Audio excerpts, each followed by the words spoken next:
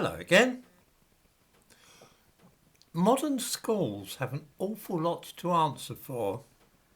From primary school onwards, children in British schools are taught to avoid plain language and make their writing needlessly elaborate and flowery.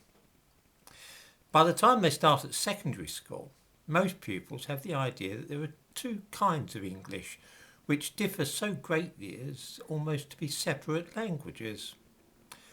On the one hand is a language which they use in their day-to-day lives for communicating effectively with other people. Then there is formal or posh writing. This uses long and unfamiliar words, and children know that teachers praise them for using difficult words and encourage them to do this in their writing. Sentences are supposed to be much longer in formal writing than they are in day-to-day conversational use of language as well. It doesn't matter if the child scarcely understands the meanings of the words being used. The aim is to create writing which sounds impressive and looks as though it is more clever than is actually the case.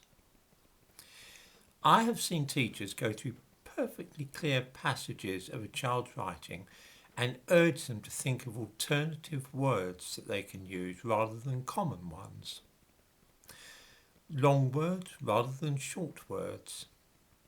By the time they leave school, most pupils know the rules of writing, which are less to do with transmitting meaning in a clear and easily understandable fashion than with making sure that the text you produce is scattered with grand words. It is this trend which has resulted, to give one example, in the use of the word multiple or numerous these days, which has replaced phrases such as a number of. So a few years ago, one might say, even in a formal document, a number of problems were found. These days, this would be translated into multiple issues were identified. What is happening is that children have learnt to translate ordinary language, that which conveys meaning in a plain and unadorned manner, into what they think is formal language which is necessary to pass examinations. Unfortunately, by the time they begin university, this habit is so deeply entrenched that unless somebody has a quiet word with them, students are all too likely to continue doing this. A natural consequence is that an awful lot of academics today also write in this way. They've been through the British school system and been taught to think that writing is a complicated business which has to be elaborate and often conceals rather than reveals meaning. Perhaps because most academics today tend to be left-wing rather than right, a lot of what is written in clever journals and learned articles these days on subjects such as sociology, politics and so on, especially that which is in favour of multiculturalism, against nationalism, for open borders or against Brexit, is more or less incomprehensible to the average person. It reads instead like jargon.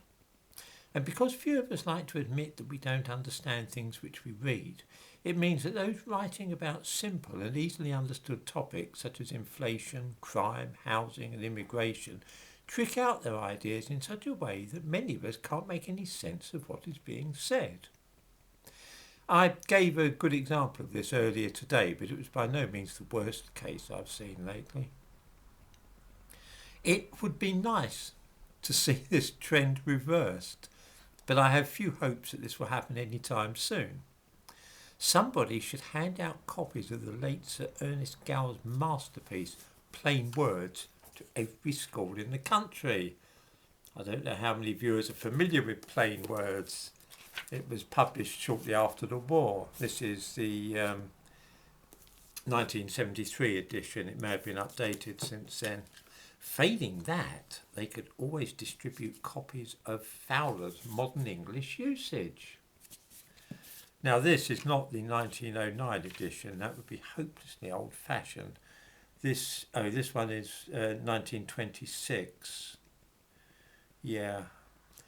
I believe it has been revised since then, but I think I'll stick with the 26th version. I actually have a copy of the 1909 one, but to be quite frank, some of the language is a little out of date in that.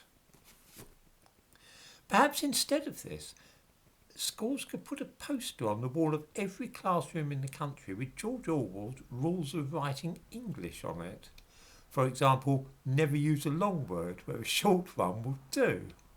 If it's possible to cut a word out, always cut it out. Never use a foreign phrase, a scientific word or jargon word if you can think of an everyday English equivalent. Just following those rules alone will make a huge amount of difference to the way that English is used by young people in this country.